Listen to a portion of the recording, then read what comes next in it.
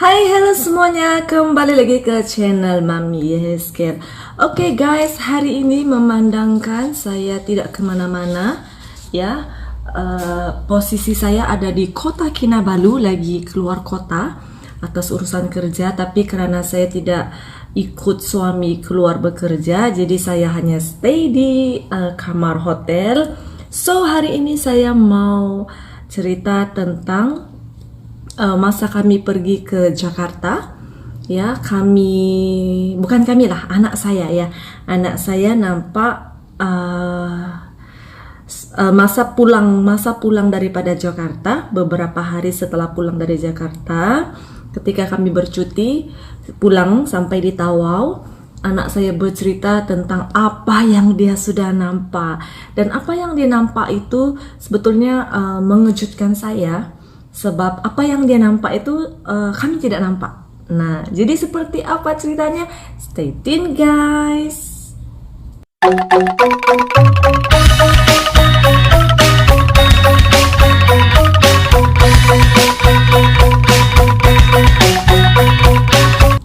Oke, masa bulan, kalau saya tidak silap bulan 5, bulan 6 ya, kami ada pergi ke Indonesia. Jadi tepatnya itu di Jawa lah ya, di Salatiga. Jadi sebelum kami pulang ke Malaysia, kami singgah ke Jakarta dulu. Nah, singkat cerita, ketika kami berada di Jakarta, kami itu menginap di rumah sepupu suami ya.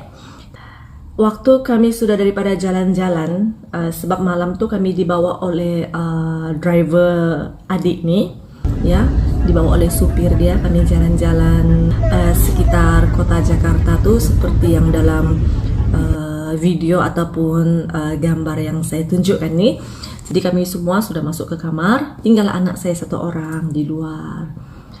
Entah macam mana dia bilang masa tuh dia nampak sesuatu, tapi dia tidak ceritakan. Dia nampak tuh orang, tapi dia tidak ceritakan. Jadi dia bilang dia pun tidak sedap hati, dia pun masuk ke bilik tidur.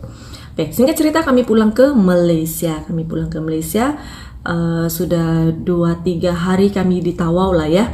Setelah bercuti 2-3 hari di Tawau. Jadi kami sembang-sembang lah. Masa tuh kami pergi pasar. Saya bilang, saya bagi tahu dengan suami lah. Saya bilang, masa yang di Jakarta tuh Mas Ahmad bawa kereta tuh laju lah. Di atas highway tuh memang laju. Jadi saya agak takut, saya bilang. Sebab kamu tahu Jakarta kan, kereta dia tuh yang dekat semua. Tapi disebabkan masa pulang tuh sudah malam, jadi kereta dia di atas jalan raya tuh kurang. Tapi ada.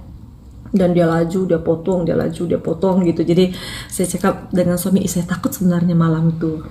Nah, jadi sembang, anak saya dengar. Anak saya bilang, Mami, yang Mas Ahmad tuh, masa kita pulang dari jalan-jalan tuh, Mas Ahmad tuh tinggal di mana? Saya bilang, lepas dia hantar kita tuh, dia minta izin untuk pulang ke rumah. Sebab dia, anak istri dia menunggu di rumah lah. Jadi dia tidak tinggal di rumah yang sama kita tinggal. Terus dia bilang, ya kami, dia bilang. Saya bilang, iya, dia memang ada rumahnya. Dulu waktu dia kerja dengan majikan dia, yaitu adik sepupu husband, dia memang tinggal sana. Ya, itu yang kami faham lah, dia tinggal sana. Tapi setelah itu dia pulang ke rumah dia sendiri sudah. Nah, jadi anak saya bilang, tapi kan Mi, dia bilang, malam tuh yang kita di ruang tamu bertiga, Mami sama Dede sudah masuk ke bilik, tinggal Hezky di luar. Hezky masa tuh duduk di kursi urut, dia bilang. Sambil Hezky duduk di kursi urut, kebetulan kursi urut itu posisi dia di bawah tangga. Di atas tangga tuh adalah kamar adik sepupu ya. Nah, jadi dia bilang, masa Hezky mengurut tuh, Hezky nampak Mas Ahmad tuh ada lewat di atas. Jadi di koridor antara bilik tuh ada koridor ya. Jadi Mas Ahmad tuh lewatlah dari kiri ke kanan gitu. Setelah dari kiri ke kanan, tidak lama kemudian dia keluar lagi, balik ke asal.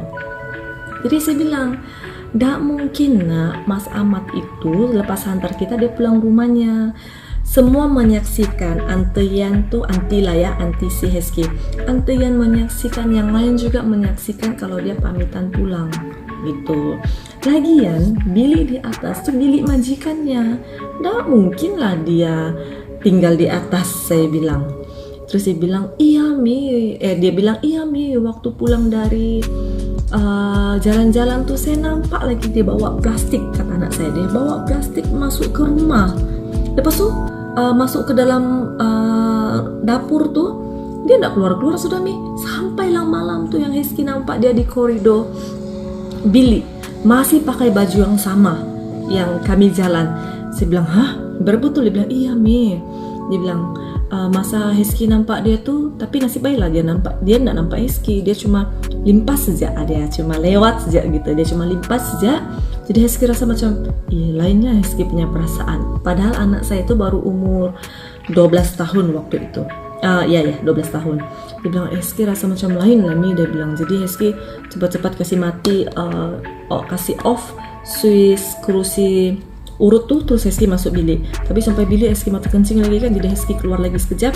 Hezky tengok lagi di atas tempat yang Mas Ahmad berdiri tuh, dia bilang, tiada sudah sih Mas Ahmad. Dia bilang gitu.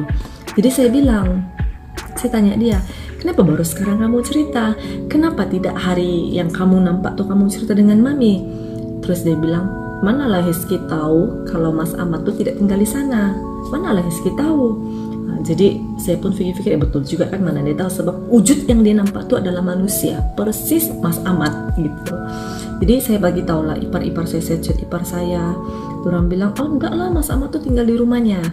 Jadi saya bagi tahu lah mertua laki-laki, bapak mertua saya bilang, Pah, Hezky nampak gini. Nah terus mertua saya bilang, oh itu kalau di Jawa namanya Gondorowo. Nah Gondorowo nih bahasa kasar yang kita bilang nih hantu lah ya. Jadi hantu nih Gondorowo ini dia boleh menyerupai manusia, macam manusia tulen lah. Jadi dia selalunya orang akan Gondorowo ini selalu kacau-kacau, macam perempuan kah, istri orang kah, konon lah begitu. Jadi contohnya dalam satu rumah tuh ada suami istri, kemudian mungkin suaminya outstation kan. Jadi Gondorowo ini akan menyamar sebagai suaminya. Tiba-tiba istrinya nampak, suaminya ada, hai, begitulah. Ataupun ada yang ketok pintu, masa istri buka pintu, tahu-tahu suaminya pulang. Nah, begitu konon ceritanya. Jadi Gondorowo ini boleh menyerupai manusia. Tidak tahu, tapi ceritanya di Jawa begitu. Kalau kami di Tawau, saya tidak ada dengar pula Gondorowo gini. Gondorowo saya tidak ada dengar, ya. Tapi ceritanya begitu. So sampai hari ini kami pun belum pernah bagi tahu adik sepupu mengenai kisah ini. Tapi hari ini saya berani buat vlog tentang apa yang kami nampak masa di rumahnya. Tapi pun tiada gangguan, tiada apa-apa, cuma hanya penglihatan anak saya sahaja mengenai si Mas Ahmad itu. Tapi yang saya difahamkan, yang anak saya nampak itu adalah Gondorowo. So, kalau kamu mau percaya silakan, tidak percaya juga silakan. Saya pun antara percaya atau tidak, saya pun tidak tahu.